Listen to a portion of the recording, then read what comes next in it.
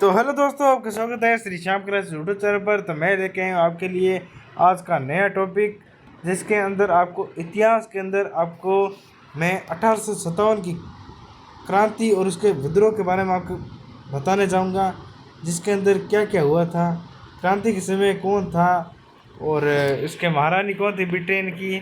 तो चलिए आज के इस टॉपिक को शुरू करते हैं।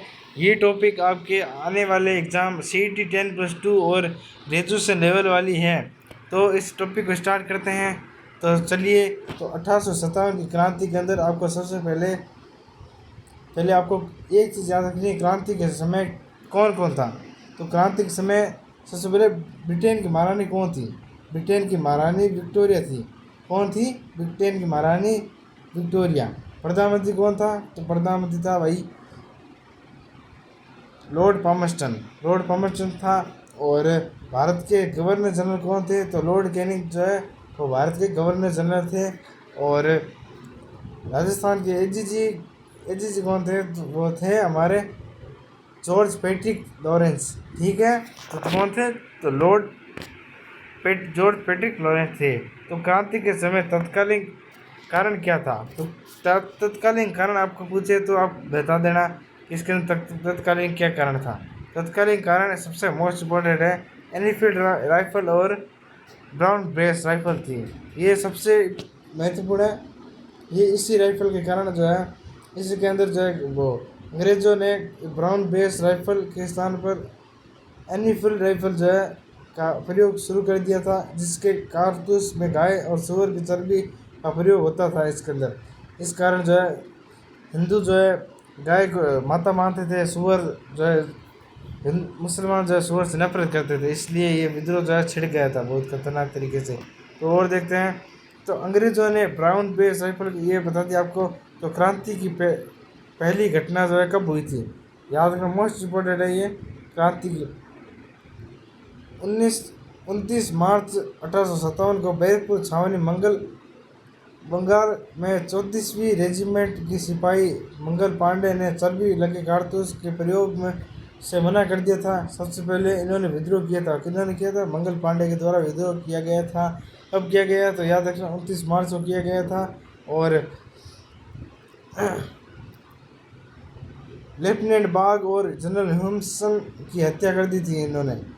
बंदूक को इन्होंने ज़बरदस्त जो है हाथ लगाया था, इसलिए 8 अप्रैल 1857 को जो है मंगल पांडे को फिर जो है लेफ्टिनेंट बाग और जनरल आयसन की हत्या करने के मामले में जो है इनकी जो है फांसी लगा दी गई थी।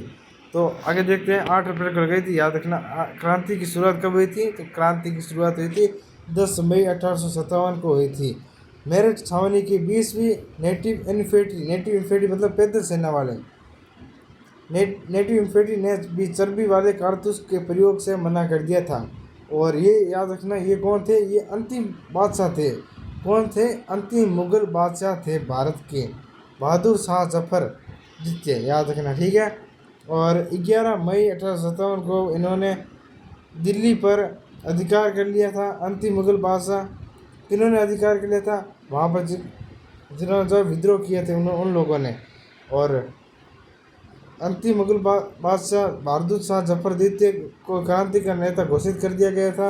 और क्रांति का प्रतीक याद रखना मोस्ट इम्पोर्टेंट है, क्या था? रोटी और कमल और रोटी। याद रखना मोस्ट इम्पोर्टेंट है। तो देखते हैं आगे। तो आगे देखते हैं कि विद्रोह कहाँ कहाँ तक फैला था। तो चलिए देखते हैं विद्रोह। तो सबसे पहले हम नज़र डालेंगे क्रांति के समय शासक और पॉलिटिकल एजेंट कौन से थे रियासत के, किस रियासत के कौन से पॉलिटिकल एजेंट थे। तो मोस्ट इम्पोर्टेंट है, एग्ज़ाम 100% पूछे जाएंगे। तो पहला है रियासत, जयपुर रियासत है। इसके अंदर शासक कौन था? तो शासक था राम सिंह द्वितीय थे, ठीक है। और पॉलिटिकल एजेंट कौन थे? William Eden. याद रखना मोस्ट इम्पोर्टेंट है ये, विलियम ईडन पूछा गया है। मारवाड़ का कौन था? तो तख्त सिंह थे शासक। और पॉलिटिकल एजेंट कौन थे? मैकमसन।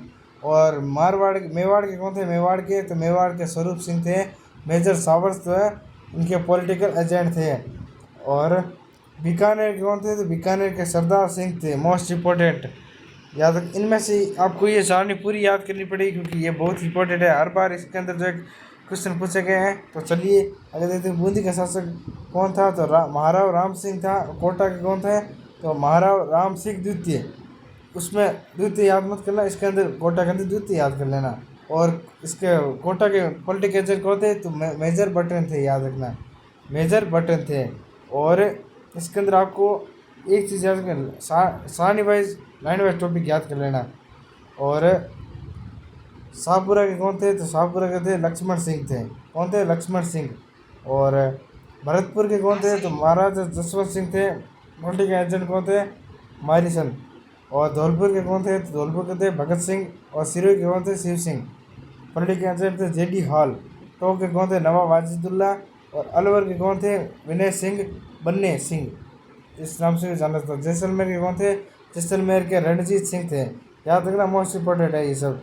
ये सभी के सभी आने वाले 10+2 CET वाले एग्ज़ाम में पूछे जाएंगे। 100% याद रखना, क्योंकि ये हर साल एग्ज़ाम के अंदर पूछे जाते हैं। तो चलिए नीचे देखते हैं और क्या क्या है। तो क्रांति के समय झालावाड़ के शासक कौन थे, तो झालावाड़ के शासक थे पृथ्वी सिंह थे। और प्रतापगढ़ के कौन थे, तो महारावल दलपत सिंह थे। बांसवाड़ा के थे कौन थे, महारावल लक्ष्मण सिंह। डूंगरपुर के कौन थे शासक, उदय सिंह, महारावल उदय सिंह द्वितीय।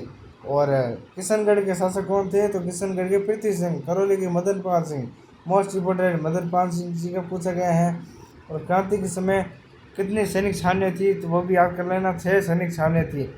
ये भी MCQ में आपको पूछा जा सकता है, MCQ तौर पर पूछ सकते हैं ये क्वेश्चन। और छावनी देखो, नसीराबाद थी, नीमच थी, एलिनपुरा थी, देवली थी, ब्यावर थी और खेरवाड़ा थी। नसीराबाद के अंदर मुख्यालय कहाँ है, नसीराबाद का मुख्यालय अजमेर के अंदर है। रेजिमेंट कौन सी थी, 15वीं बंगाल नेटिव इन्फेंट्री थी। नीमच की कौन सी थी, ग्वालियर है। और बंगाल सैनिक ब्रिगेड रेजिमेंट थी। एलिनपुरा की पाली है। और जोधपुर लीजिए मैं इसका रेजिमेंट। देवली जब मुख्यालय कहाँ पर है, टोंक है। कोटा रेजिमेंट है, ठीक है। ब्यावर का है, अजमेर है। मेरवाड़ा रेजिमेंट है। खेरवाड़ा का कौन सा है, उदयपुर। और मेवाड़ भील कोर है, ठीक है। और ये 6 सैनिक छावनियाँ याद कर लें। क्रांति के समय पूछा जाता है कितनी छावनियाँ थी, तो 6 सैनिक छावनियाँ थी। कितनी थी, 6 सैनिक छावनियाँ थी, याद करना, क्योंकि ये हर बार जो एग्ज़ाम में पूछ जाता है ये वाला। तो आज के लिए बच्चों इतना ही, मिलते हैं अगले नेक्स्ट वीडियो में। इस वीडियो को लाइक और सब्सक्राइब करना, ताकि हमें ज़्यादा से ज़्यादा मोटिवेशन मिलता रहे। और मिलते हैं हम नेक्स्ट पार्ट में। धन्यवाद।